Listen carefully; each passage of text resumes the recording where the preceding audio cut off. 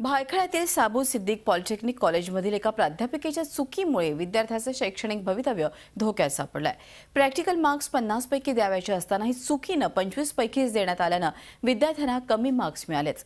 चूक नसतानाही शिक्षा भोगावी लागत असलेले विद्यार्थी न्यायाच्या प्रतीक्षेत आहेत।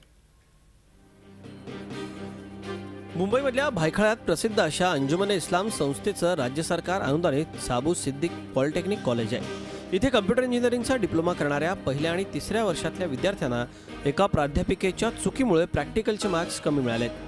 पहिल्या सत्राच्या बेसिक वर्कशॉप प्रॅक्टिस आणि 5व्या सत्राच्या प्रोफेशनल प्रॅक्टिस या विषयांना प्रॅक्टिकल मार्क्स 50 पैकी द्यायचे असताना विभाग प्रमुख झैबुन्निसा मलिक यांनी 25 पैकीच दिलेत।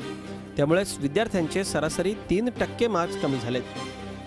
तिसऱ्या वर्षात शिकणाऱ्या विद्यार्थ्यांना जर डिग्री कॉलेजमध्ये प्रवेश घ्यायचा झाला तर कमी मार्क्स मिळाल्याने त्यांचा प्रवेश हुकण्याची शक्यता आहे। विद्यार्थ्यांचं नुकसान टाळण्यासाठी कॉलेजनं राज्य तंत्र शिक्षण बोर्डाला ही चूक कळवली आहे। आप मार्क्स में रेक्टिफाई करके जो है हमको इनकी मार्कशीट दें, लेकिन बोर्ड ने उसका कोई जवाब नहीं दिया। उसके बाद हम पिछले और लास्ट वीक भी हमने फिर से एक रिमाइंडर भेजा है बोर्ड को कि जो है बोर्ड के सेक्रेटरी को कि आप जो है इसको एक बार से कंसीडर करें और स्टूडेंट्स को पनिशमेंट ना दे, यानी टीचर की मिस्टेक पे स्टूडेंट को पनिशमेंट ना हो।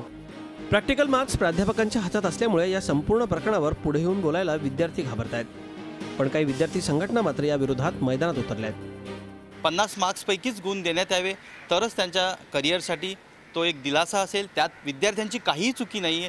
ही चुकी पूर्णपणे विभाग प्रमुख म्हणजे संगणक विभागाच्या ज्या विभाग प्रमुख आहेत साबू सिद्दीकी कॉलेजच्या त्यांची ही चुकी आहे। त्यांच्यावर कठोर कारवाई झाली पाहिजे। रात्रंदिवस अभ्यास करूनही कुठलीही चूक नसताना कमी मार्क्स पदरात पडल्याने विद्यार्थ्यांना आता राज्य तंत्र शिक्षण बोर्डाकडून अपेक्षा उरल्यात। एका प्राध्यापिकेच्या चुकीची शिक्षा 40 विद्यार्थ्यांना बसू नये यासाठी तंत्र शिक्षण विभागाने पुढे येऊन ही चूक सुधारण्याची गरज असताना तंत्र शिक्षण विभाग मात्र या संदर्भात कुठलीच हालचाल करताना दिसत नाही आहे। कृष्णात पाटील, झी मीडिया, मुंबई। झी 24 तास रहा एक पाऊल पुढे।